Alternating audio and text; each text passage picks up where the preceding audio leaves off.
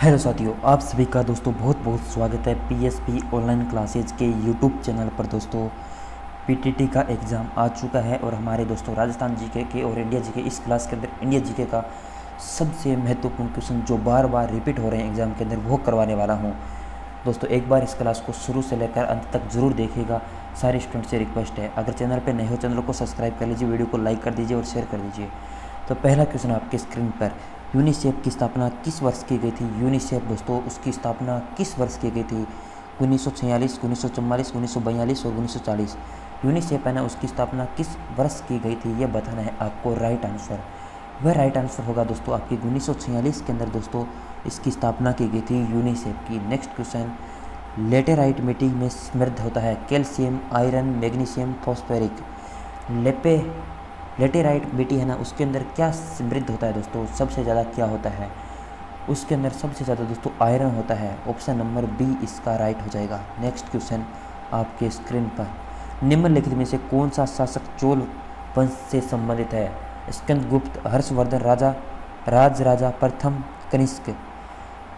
जो शासक है ना चोल शासक से संबंधित कौन सा है वो बताना था। वह आपका राजा प्रथम थे। ऑप्शन नंबर सी। ईईजी का उपयोग को मापन के लिए किया जाता है? मस्तिष्क कार्य, वायरस फंक्शन, कंप्यूटर समारोह, मतदान कार्य।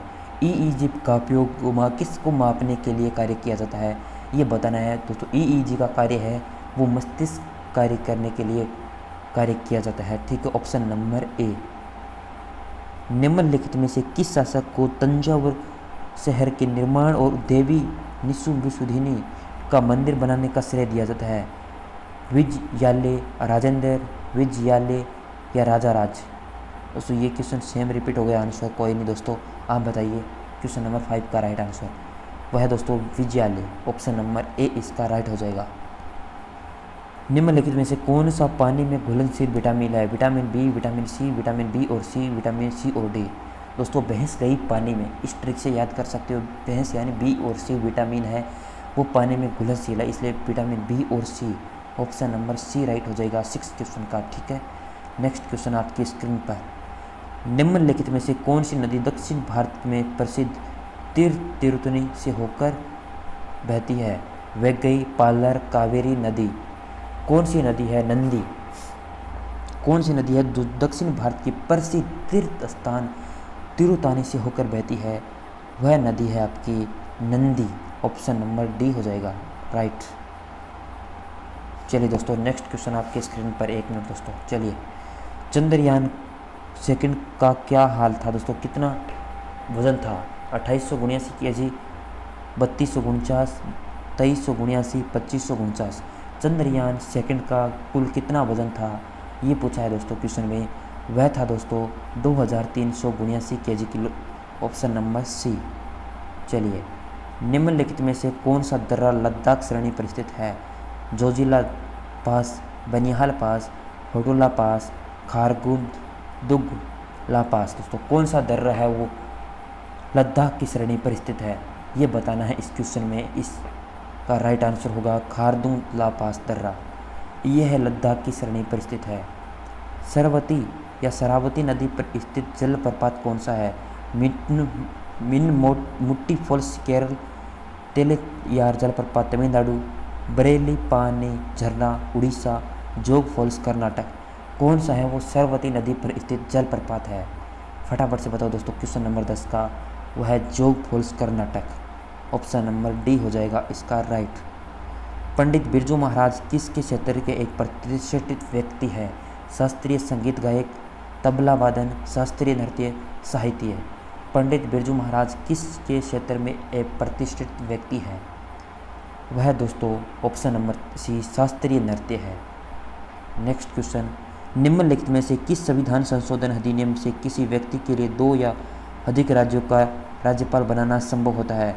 7वां संविधान संशोधन, 10वां संविधान संशोधन, 17वां संविधान संशोधन या 21वां संविधान संशोधन। क्वेश्चन नंबर 12 का राइट आंसर क्या होने वाला है?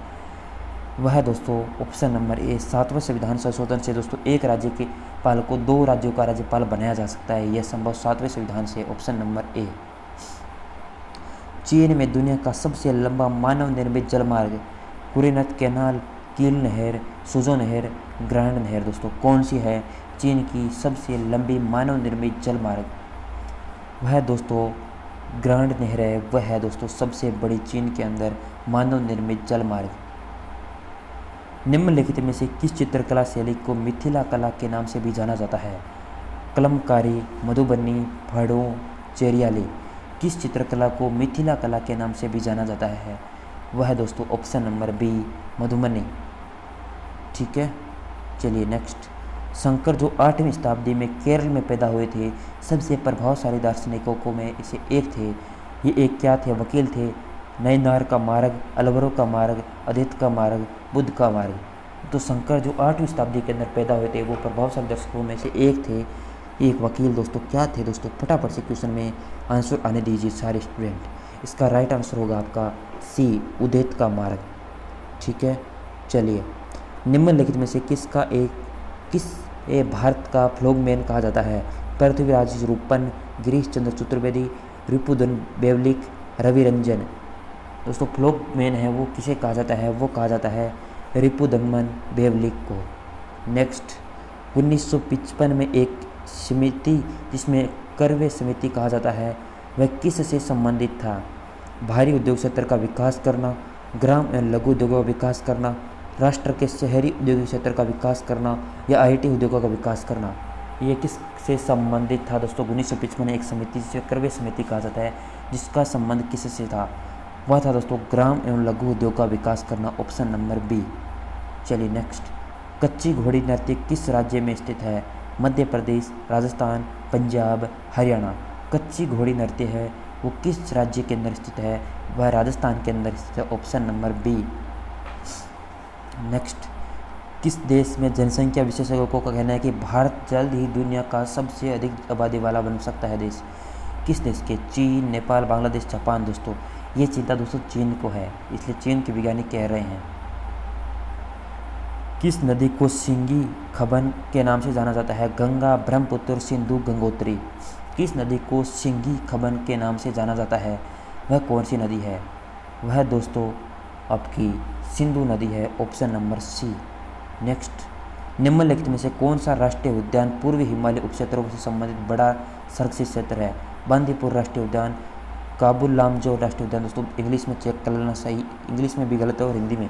काबुल लामजो राष्ट्रीय उद्यान, जिम कार्बेट राष्ट्रीय उद्यान, नामदफा राष्ट्रीय उद्यान।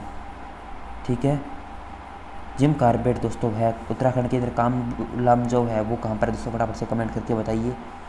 21 का डी, नामदफा राष्ट्रीय उद्यान दोस्तों, ऑप्शन नंबर डी इसका सही है। स्वर्णिम चतुर्भुज परियोजना की नियोजित लंबाई क्या है? 4587 किलोमीटर, 5846 सॉरी, 6524, 7658। दोस्तों कितनी है स्वर्णिम चतुर्भुज परियोजना की लंबाई, लगभग कितनी है वो बतानी है दोस्तों। इस क्वेश्चन का राइट आंसर होगा ऑप्शन नंबर बी, 5846 किलोमीटर। ठीक है, सारे स्टूडेंट नोट कर लेना। दिल्ली सल्तनत के समय एक बंदगी का अर्थ क्या था? राजस्व संग्रह का एक तरीका, एक सैन्य रणनीति, सल्तनत द्वारा तैयार किया गया एक नया हथियार, सैन्य सेवाओं के लिए खरीदे गए विशेष दास। क्या था दोस्तों दिल्ली सल्तनत के समय बंदगी का अर्थ क्या था? फटाफट से कमेंट कीजिए। वह था सैन्य सेवाओं के लिए खरीदे गए विशेष दास दोस्तों, ऑप्शन नंबर डी। निम्नलिखित में से किस दिन को राष्ट्रीय ऊर्जा संरक्षण दिवस के रूप में मनाया जाता है? 2 सितंबर, 8 दिसंबर, 10 दिसंबर, 14 दिसंबर। ऊर्जा संरक्षण दिवस के रूप में मनाया जाता है वह है दोस्तों 10 दिसंबर, ऑप्शन नंबर 10 दिसंबर नहीं दोस्तों का 10 दिसंबर है दोस्तों, राइट 10 दिसंबर है दोस्तों। ठीक है, मुझे 8 दिसंबर लगा लेकिन 14 दिसंबर है इसका right answer, option number D. 10 दिसंबर को मानवाधिकार दिवस मनाया जाता है, 14 दिसंबर को ही राष्ट्रीय ऊर्जा संरक्षण दिवस मनाया जाता है। चलिए नेक्स्ट, निम्नलिखित में से टेफ्लॉन का मोनोमर है? एक्रिलोनिट्रियोल, ट्रेपिफ्लोरेथिन, एथेन 1,2 डायोड या एक्साई मेथिडाइनेमिस। क्या आपके सामने दोस्तों 25 का आंसर बताइए। ऑप्शन थोड़े से दोस्तों कठिन है लेकिन थोड़े से आपको याद करने पड़ेंगे दोस्तों। इसका राइट आंसर होगा टेट्राफ्लोरेथिन, ऑप्शन नंबर बी। टेलीफोन का जो मोनोमर है ना वो है। ठीक है, ये थी दोस्तों आज की इंडिया जीके की क्लास। बहुत शानदार दोस्तों, मैंने अपनी तरफ से मेहनत की है दोस्तों इस क्लास के लिए। आप इसे सपोर्ट करना, शेयर करना, चैनल को सब्सक्राइब करना, वीडियो को लाइक करना। टेलीग्राम पर दोस्तों इसकी पीडीएफ मिल जाएगी दोस्तों, जो हस्तलिखित पीडीएफ, और इसके बाद दोस्तों ये आंसर की के साथ। सभी दोस्तों का धन्यवाद। जय हिंद, जय भारत, वंदे मातरम। Thank you for watching this video.